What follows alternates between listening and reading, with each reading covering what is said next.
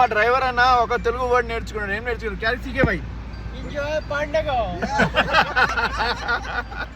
ఇరుక్కుంది చూడండి, ఎలా లాగడానికి ట్రై చేస్తున్నాం. ఏంటంటే వెయిట్ పెట్టి ఈయన ముందు నుంచి అంటే ఎంకల్ వెయిట్ పెట్టాలన్నమాట.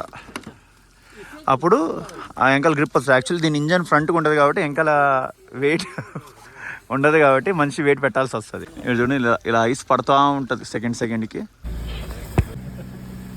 వింటర్లో ఇలా చైన్ వేయాల్సి వస్తుంది అన్నమాట. చూడండి ఎలా వేస్తామో.